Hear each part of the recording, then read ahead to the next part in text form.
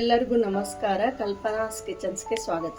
ಇವತ್ತು ನಾನು ಸಬ್ಬಸ್ಗಿ ಪಲ್ಯ ಹೇಗೆ ಮಾಡೋದು ಅಂತ ಹೇಳ್ತಾ ಇದ್ದೇನೆ. ಅದಕ್ಕೆ ಒಂದು ಕಟ್ಟು ಸ್ವಚ್ಛವಾಗಿ ತೊಳೆದು ಸಬ್ಬಸ್ಗಿ ಹೆಚ್ಚಿಟ್ಕೊಂಡಿದ್ದೇನೆ. ತೊಗರಿಬೇಳೆ 1 ಗಂಟೆ ನೆನೆ ಹಾಕಿ ಇಟ್ಕೊಂಡಿದ್ದೇನೆ. 2 ಆನಿಯನ್ ಹೆಚ್ಚಿಟ್ಕೊಂಡಿದ್ದೇನೆ. ಬೆಳ್ಳುಳ್ಳಿ ಸಣ್ಣಕ್ಕೆ ಕಟ್ ಮಾಡಿ ಇಟ್ಕೊಂಡಿದ್ದೇನೆ. ಖಾರ ಪುಡಿ ಮತ್ತು ರುಚಿಗೆ ತಕ್ಕಷ್ಟು ಉಪ್ಪು. ಈಗ ಮಾಡುವ ವಿಧಾನ ತೋರಿಸುತ್ತೇನೆ. ಸಾಸಿವೆ ಹಾಕಿದ್ದೀನಿ, ಜೀರಿಗೆ, ಇಂಗು, ಅರಿಶಿನ. ಈಗ ಆನಿಯನ್ ಹಾಕ್ತಾ ಇದ್ದೇನೆ.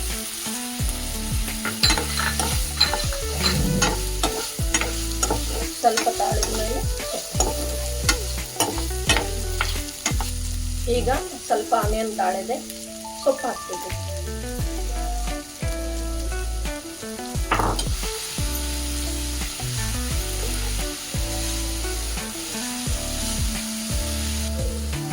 ಈಗ ನಿಮ್ಗೆ ರುಚಿಗೆ ತಕ್ಕಷ್ಟು ಉಪ್ಪು ಹಾಕ್ರಿ. ಆಮೇಲೆ ಖಾರ ಪುಡಿ.